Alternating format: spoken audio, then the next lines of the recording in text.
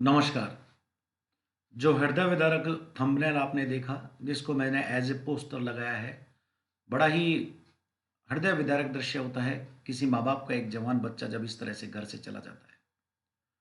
हम लोगों को इन स्थितियों को स्वीकारना चाहिए और मैं आज आपको इन कंडीशन से बचने का कुछ तरीका बताऊंगा कि कैसे एक नौजवान अचानक से दौड़ता दौड़ता मौत के मुंह में समा गया। क्या कारण रहे कि उसकी जान बचाई जा सकती थी? क्या कारण रहे कि उसकी जान चली गई? कुछ साइंटिफिक प्रिंसिपल है जिनका हमको पालन करना चाहिए। आज बड़ा उदास मन है, जोश नहीं है आवाज के अंदर, लेकिन फिर भी मैंने इस वीडियो को बनाने की हिम्मत जुटाई है कि क्यों ये नौजवान दौड़ता दौड़ता काल के ग्रास में समा गया। अनट्रेन्ड पीपल्स, अनट्रेन्ड लोग जिनको अपने नाम के साथ कोच लगाना बहुत अच्छा लगता है। चलिए छोड़िए इस बात को। देखिए, कुछ चीज़ों को आपको समझना होगा। वो चीज़ें क्या समझना होगी इस कंडीशन से बचने के लिए आपको? पहली बात तो द वे ऑफ ब्रीथिंग। देखिए, आज तक बहुत से इलिटरेट लोग या बहुत से अनजान लोग जो अपने आप को कोच कहलाते हैं लेकिन वास्तव में कोच होते नहीं है, वो ये कहते हैं मुंह बंद करके भागो। मैं ये कहता हूं जो लोग ऐसा कहते हैं मुंह बंद करके भागो, सबसे पहले उनको दंड दीजिए। आप लोग मुंह बंद करके भागना कोई एसेंशियल कंडीशन नहीं है। हम लोगों को नाक से सांस लेने को कहा जाता है, जिसका एक वैज्ञानिक कारण होता है। वो वैज्ञानिक कारण क्या होता है? नाक के अंदर जो बाल होते हैं ये सीलिया होते हैं और नाक के अंदर जो नम पदार्थ होता है वो म्यूकस होता है। ये दो काम करते हैं। सीलिया, बाहर से हम लोग जब भी कोई सांस लेते हैं तो सांस लेने के दौरान इस प्रकार के कणों को हमारी नाक के अंदर ही रोक देता है, जिससे हम लोगों के अंदर डस्ट वगैरह नहीं जा पाती। और म्यूकस क्या करता है? हमारा ह्यूमन बॉडी टेम्परेचर कितना है? 37 डिग्री सेल्सियस। उसके अकॉर्डिंग बाहर से यदि गर्मी है तो वायु को ठंडी कर देता है, यदि सर्दी है तो वायु को गर्म कर देता है। इसलिए नाक से सांस लेना बेटर कहा गया है। तो प्राइमरी नाक से हमको सांस लेना अच्छी बात है।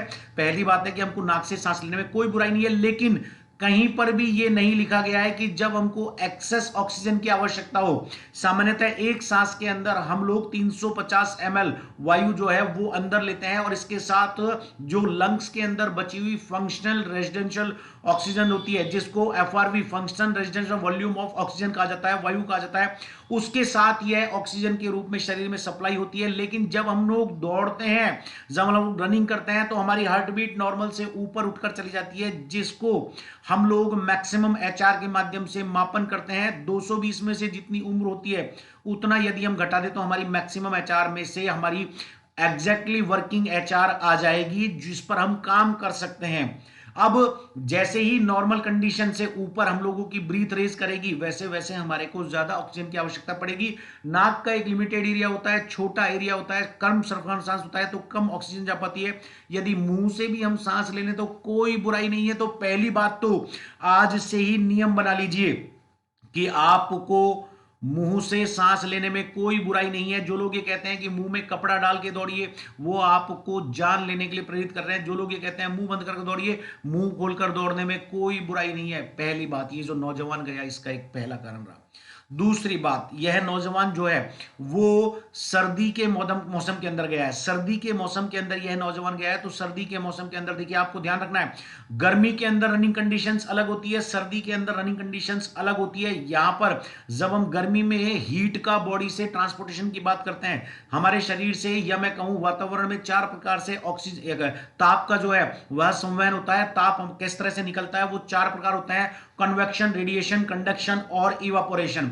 इन चार प्रकारों में से कन्वेक्शन और रेडिएशन जो होते हैं वो रेज के माध्यम से या वातावरण की हवा के माध्यम से होते हैं। ये दो जो प्रकार होते हैं वो कंडक्शन और इवापोरेशन, ये हमारी बॉडी के माध्यम से होते हैं। अब बॉडी के माध्यम से देखिए किस तरह से होता है। हमारे ह्यूमन बॉडी टेम्परेचर होता है 37 डिग्री सेल्सियस। जैसे ही अगर बाहर की वायु ठंडी है, बाहर की वायु ठंडी है और वो डायरेक्टली हमारे ह्यूमन बॉडी के कांटेक्ट में आती है, तो ह्यूमन बॉडी के अंदर या मैं कहूं कि ताप का एक निर्धारित नियम होता है, ज्यादा से कम ताप की तरफ वो गमन करता है। बाहर का टेम्परेचर 10 डिग्री 15 डिग्री सेंटीग्रेड है तो हमारे बॉडी का टेम्परेचर है 37 डिग्री सेंटीग्रेड, तो हमारी बॉडी से कम ताप की तरफ हमारे शरीर से अधिक ताप गमन करने लग जाएगा। और आप लोगों ने देखा होगा सामान्यतः इस कंडीशन के अंदर हम लोग गर्मी सर्दी के अंदर जब काम करते हैं तो हमारी नाक से ठंडी ठंडी जो बहती है नाक, जिसको ड्रिपिंग नोज कह देते हैं, ठंडी ठंडी सी वाष्प की बूंदें निकलती है, मुंह से बफारे निकलते हैं, मुंह से बफारे निकलते हैं। ये खुश होने की बात नहीं है, ये हमारी गर्मी बाहर जा रही है। सर्दी के अंदर हमारी गर्मी बाहर जा रही है मुंह और नाक के माध्यम से, जबकि गर्मी में ऐसा नहीं होता है। गर्मी में क्या होता है? गर्मी में इवापोरेशन होता है। इवापोरेशन में क्या होता है? शरीर की जो पसीने की ग्रंथियां होती है वो पसीना स्रावित करती है और पसीना वाष्प का रूप लेकर ऊपर उड़ जाता है। अब होता क्या है कि जो नौजवान होते हैं, जिन लोगों को यह ज्ञान नहीं होता है, वो लोग सर्दी के अंदर भी कपड़े उतार कर दौड़ते हैं। तो दो चीज हो रही है, कंडक्शन भी हो रहा है, इवापोरेशन भी हो रहा है, ताप का संवहन भी हो रहा है और ताप का वाष्पीकरण भी हो रहा है। मतलब हमारी शरीर से मुंह और नाक के माध्यम से भी शरीर की गर्मी निकल गई और पसीने के माध्यम से भी निकल गई। अब नॉर्मली इवापोरेशन करने के लिए हम लोग क्या करते हैं? जब हम कपड़े रिमूव करते हैं, लेकिन हमको सर्दी में कपड़े पहनकर रखने चाहिए। गर्मियों में इवापोरेशन करना जरूरी होता है, पसीना बाहर निकालना जरूरी होता है, क्योंकि human body temperature raise up होता है।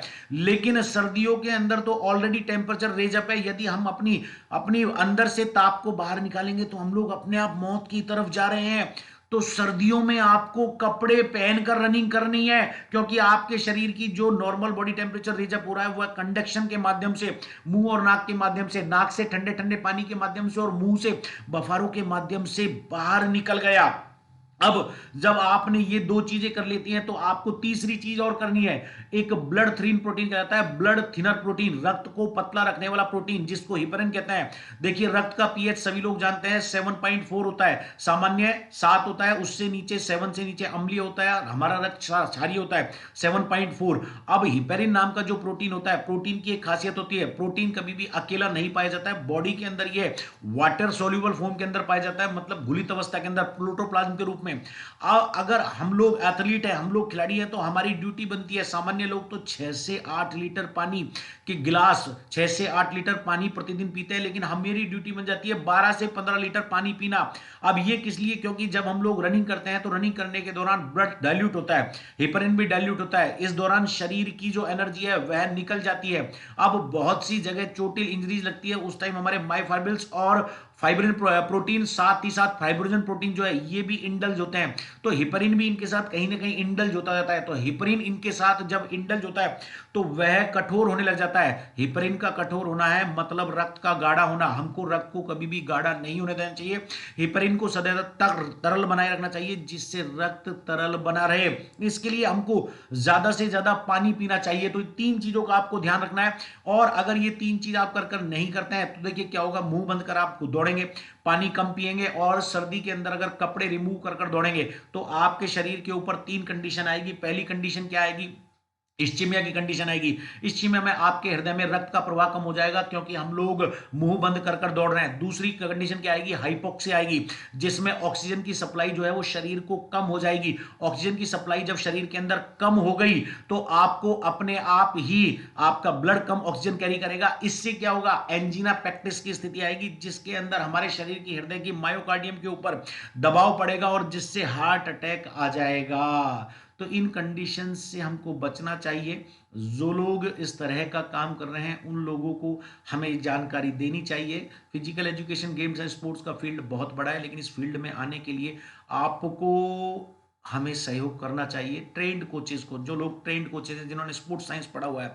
अब इसके साथ आपको सदैव वार्म अप का प्रिंसिपल भी याद रखना चाहिए। देखिए क्या होता है वार्म अप के प्रिंसिपल के अंदर, क्या होता है? टोन अप, स्ट्रेंथनिंग और stretching. Tone up, stretching, strengthening, इन तीन प्रिंसिपल को आपको याद रखना है। पहले बॉडी को टोन को ऊपर उठाना है, फिर स्ट्रेचिंग करके मसल्स को इंजरी से बचाना है, और स्ट्रेंथन करके शरीर के हार्ट रेट को ऊपर लेकर जाना है। इससे क्या होगा कि जो अभी मैंने आपको बताया था रक्त तरल हिपरिन, जो वैसो कॉन्ट्रेक्शन की अवस्था है, मतलब रक्त वाहिकाओं का सिकुड़ना, ये कम हो जाएगा, क्योंकि रक्त का प्रवाह तीव्र हो जाएगा, जिससे ऑक्सीजन शरीर के अंदर ज्यादा जा पाएगी। तो मित्रों मेरा आपसे यही निवेदन है, जान बहुत कीमती होती है, इस जान को बचाने के लिए हमको बहुत ज़्यादा संघर्ष करना पड़ता है। तो आप इस जान को बचाने के लिए सहयोग कीजिए, इन प्रिंसिपल्स का पालन कीजिए। एक 20 साल का नौजवान दौड़ते दौड़ते स्टेडियम के अंदर चला जाता है, दौड़ते दौड़ते अगर वो चला गया है तो हमारे लिए सबसे बड़ी तकलीफ देह बात है। इस तरह की स्थितियों से हमको बचना चाहिए, इन बेसिक प्रिंसिपल्स का आपको पालन करना चाहिए।